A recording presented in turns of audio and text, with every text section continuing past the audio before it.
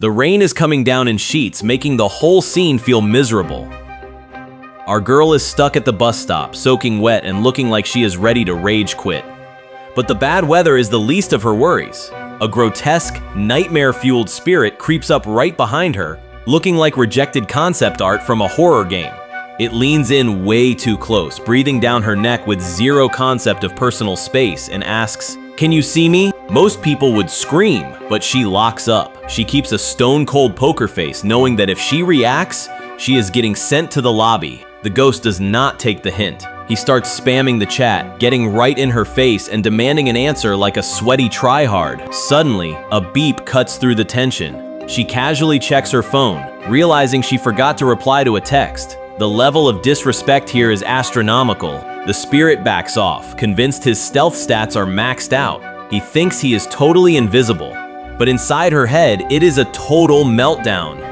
She is screaming internally, shaking like a leaf because she can absolutely 100% see that creep.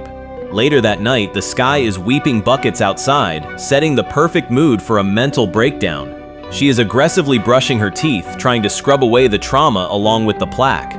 Her paranoia is spiking to level 99. She is seriously debating turning her room into a sodium hazard zone, scattering salt like she is the protagonist in a bad horror flick. Then the atmosphere gets heavy. She glances in the mirror and her heart skips a beat. Standing right behind her is a headless nightmare, looking like he just disconnected from the server of life. He is looming over her, radiating pure menace. She freezes, opens her mouth to scream, and then starts complaining about dust in her eye? Seriously? There is a demon in the bathroom and she is worried about hygiene? Inside her head, the panic alarms are blaring. She splashes cold water on her face, desperately trying to factory reset her brain before she completely loses it. She starts gaslighting herself with movie logic. Her strategy is simple. If she ignores him hard enough, maybe the developers will realize it is a bug and just despawn him. She takes a deep breath, shuts off the faucet, and prepares the greatest poker face of her life. It is time to bluff the supernatural. She whips around and nope, he is still camping there like a toxic player in a ranked match. Now she is crying about the monster and her eye. This situation is an absolute train wreck. She is tearing through the kitchen cabinets like a raccoon on a sugar rush. She needs a weapon, and she needs it yesterday. Target acquired. It is a bag of table salt.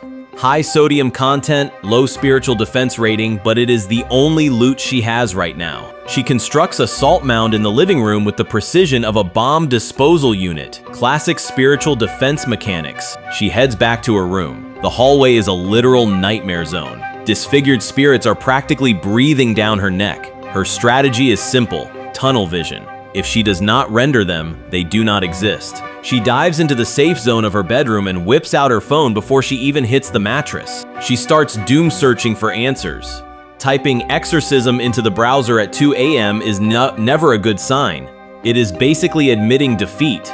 She thinks about ordering a rosary, but the storm outside is cranking the atmosphere up to absolute dread. The rain is hitting the window like it is trying to break in. She realizes she has 0 mana left. Strategy update.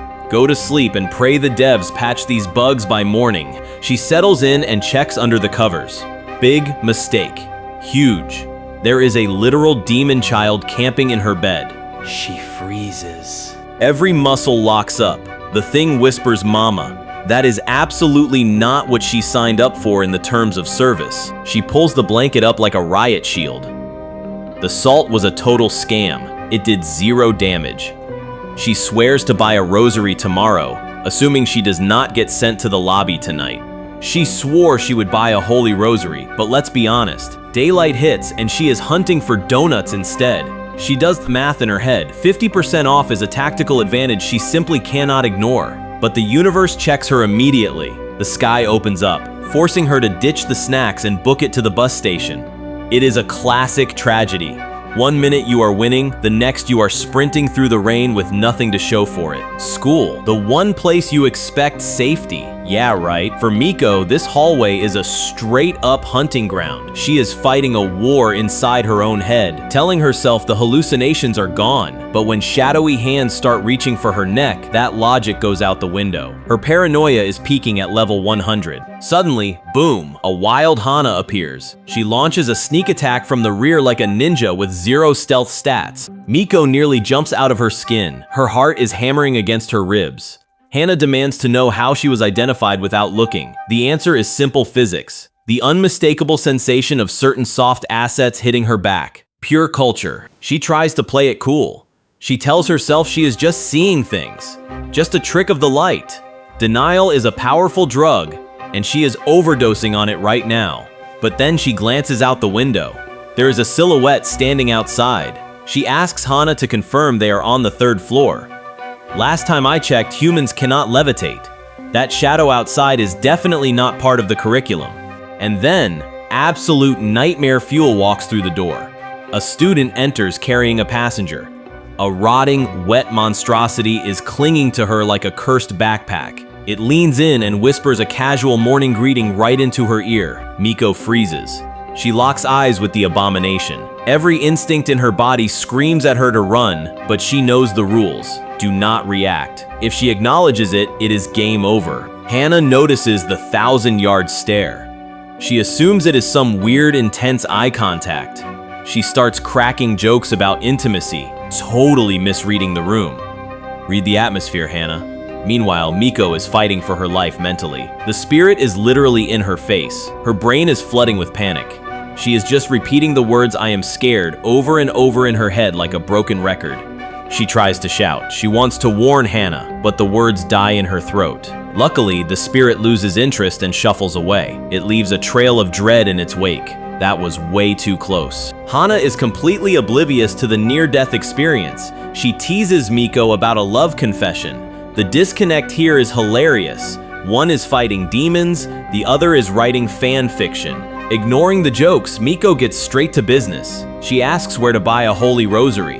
Hana suggests a discount store, looking confused. Meanwhile, another ghost lurks in the background. The nightmare is far from over. Back in the locker room, the rumor mill isn't spinning about boys.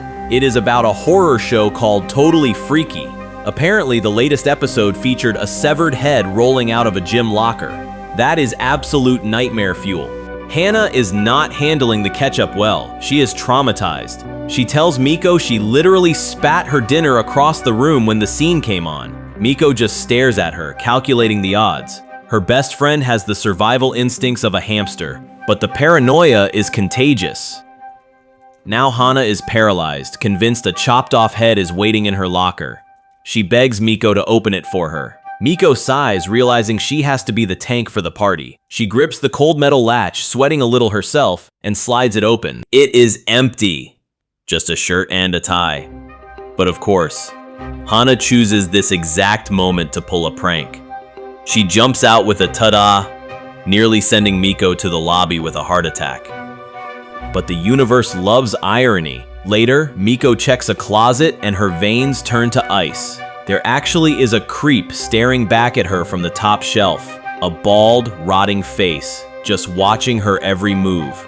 Hana, completely oblivious, starts yapping about horror tropes. She complains about monsters hiding behind people on TV. Miko is freezing up, trying not to scream, because there is literally a monster hiding right there. Then comes the worst possible request. Hana needs her phone, which is sitting on the top shelf, right next to the demon. Miko looks at the stapled scalp of the spirit. She knows the rules. If you acknowledge it, you get deleted. She forces a smile and agrees. This is a surgical operation. She reaches into the darkness. Her hand brushes inches past the rotting face. She thinks, "I don't see you. You aren't there." She snatches the phone with zero hesitation. The second she is clear, the adrenaline crash hits. She drops to the floor like a sack of potatoes. Hana thinks it is anemia. Miko knows she just burned through all her HP, but she is not the only one watching. A new player is lurking in the background and she looks like she knows exactly what is going on. Class started normal, until Hana felt a suspicious breeze downstairs. She realized she left her unmentionables in the locker room. Peak airhead behavior. Miko just watched, calculating the sheer density of Hana's skull. At least Hana's stupidity was the only thing distracting her from the eldritch horrors in the corner. Miko's life was a constant stealth mission. She saw shadow demons everywhere, but she knew the meta. Rule 1, do not react. Rule 2, do not get game ended. If you acknowledge the glitch deletes you. Hana tried to drag her back to the locker room, but Miko shut that down instantly. Too risky. So Hana decided to just sit on a handkerchief. Crisis averted. Barely. Modern problems require modern solutions, I guess. They tried to talk about donut sales, but they had an uninvited guest. A rotting hand slithered right across their math book. Miko's heart rate spiked to 200, but she kept her eyes locked on the equation. Do not look at the hand! Hana kept smiling, totally oblivious to the nightmare fuel touching her stuff. Miko was fighting for her soul just to keep a poker face. If she flinches, it's over. She has to be a statue. A statue that loves algebra. Hana shouted the donut name like a magic spell, and the desk answered. A swarm of black, oily arms burst out, wrapping her up like a spider's lunch. Miko watched the tendrils tighten around her friend in slow motion. It looked like a scene straight out of a horror game, but Hana was just vibing. Miko's brain short-circuited. She couldn't scream. If she makes a sound, the aggro switches to her. She had to reboot her composure immediately. She needed an excuse to bail. Tactical retreat initiated. She grabbed her head, faked a dizzy spell, and dragged Hana toward the infirmary. Oscar-worthy performance right there. It didn't work.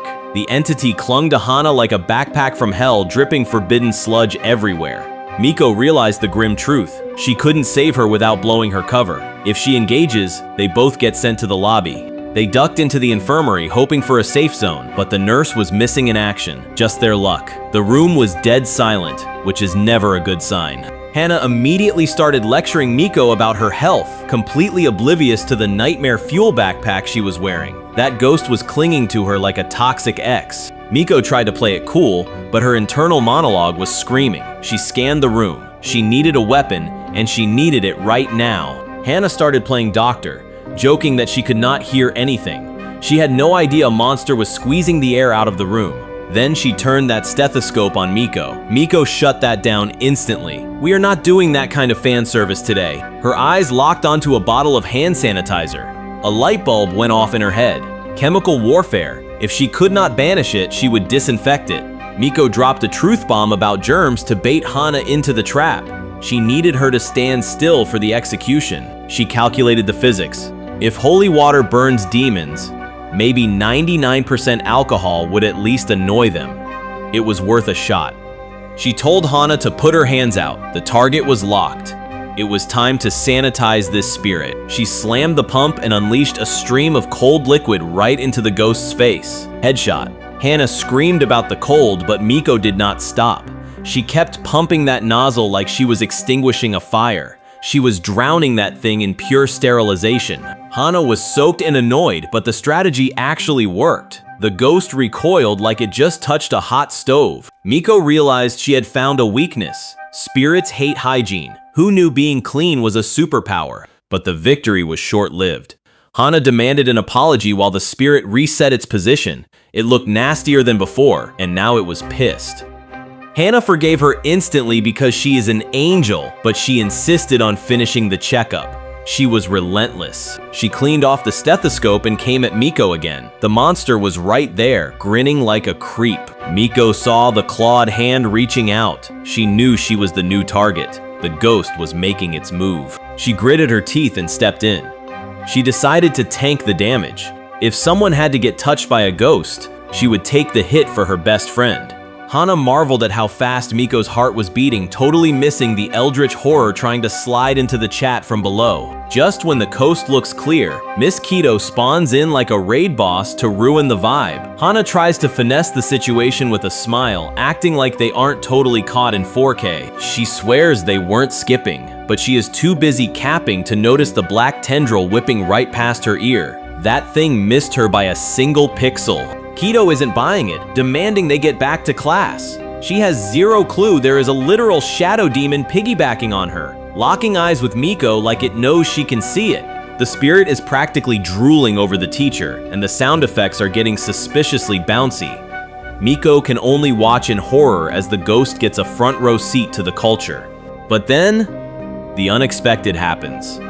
The ghost gets absolutely deleted by her perfume. Turns out, cheap body spray is the ultimate exorcism tool. Who knew smelling like a department store tester was a superpower?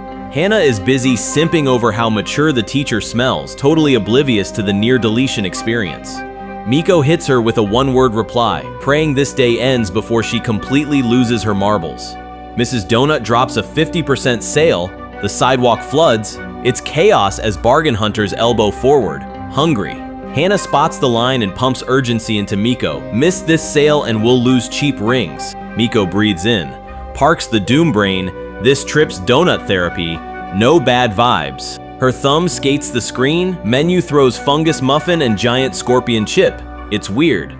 Curiosity overrules common sense. She spots Amen ring, Halo vibes, 100 yen blessing, it's absurd. She giggles at sanctified sugar. Hana snaps her back to reality. You drifted off course. We're lining up here. Hustle. Craving more cursed pastry chaos? If you want part 2, comment holy ring below, you'll get it. She freezes at the railing, instinct prickling, clutching her bag like a lifeline, minds whispering wrong vibe. Pupils pinhole, sweat beads, jaw tight because something unseen leans close and it's daring her to flinch. She breathes shallow, jammed in a queue of human-shaped nightmares, thinking, nope, this ain't the right line. Curiosity swings a hammer, but survival yanks it back as the crowd's twitching, hungry for a stare. Hana lectures at jogging pace. She's listing collisions, cars, holes, while Miko scrolls for snacks like a gremlin. Those faceless stand-ins freeze the sidewalk vibe as Hana huffs, warning she would have gotten seriously hurt. Around the corner, a crater-skinned brute squeezes a limp spirit. Syrupy drag marks whisper, run now. They're frozen behind its bulk, holding breath in their throats, feet ready to pivot and ghost. Relief leaks in as Miko thanks Hana twice, vows eyes up, phone down, while that thing still clenches its prize. If you want part 2, comment holy ring below and I will drop the next chaos. Hana flashes the donut box like a crown, while Miko thinks, friendly face, ruthless calorie calculator mode. Hana asks the haul, Miko lists 3 rings, drops calorie truth, Hana spirals, Miko thinks. Shoulda kept quiet. The bag rustles, Hana jolts with an O, Miko pivots, instincts buzzing for incoming weirdness. A lonely mew leaks from a cardboard throne. Miko crouches, thinking, abandoned. Poor thing, do we step in?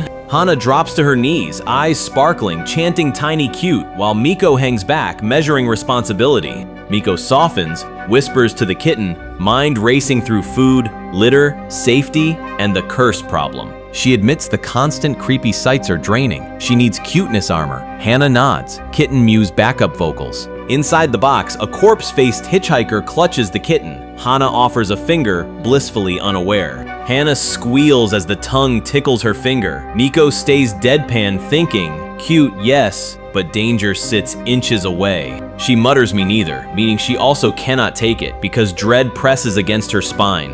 Hana cradles the furball, anger brewing at whoever dumped him, while Miko tracks shadows like motion sensors. Hana proposes taking him home. The ghoul slides behind, fixated. Miko snaps no, mind screaming do not import curses. Hana seeks approval, confident. Teeth and holes lean in on the right. Miko repeats no, voice flat but urgent. They blast an adoption post, promise to wait till evening at the park, praying the timeline works. Hana apologizes, her building bans pets. Miko nods, calculating backup routes and safe hands. The thing crouches by the bag, eyes locked on the kitten. Miko clenches, protect the squish first. She watches its orbit and wonders if the magnet is the cat, not them. Hana hoists the kitten like a commercial, pure sunshine. Miko whispers caution, keep eyes up, no sudden moves. If you want part 2, comment holy ring below for the cursed kitty arc. Hana jolts, squeezes the cat, stammers an apology as the inked stranger pivots toward them. Silence stretches. She blurts sorry again while he slows his steps, measuring their fear carefully. Hana spirals about getting game ended. Miko breathes steady, studying posture, searching for normal tells. He softens the vibe with excuse me, lifts his phone, asks about adopting that cat.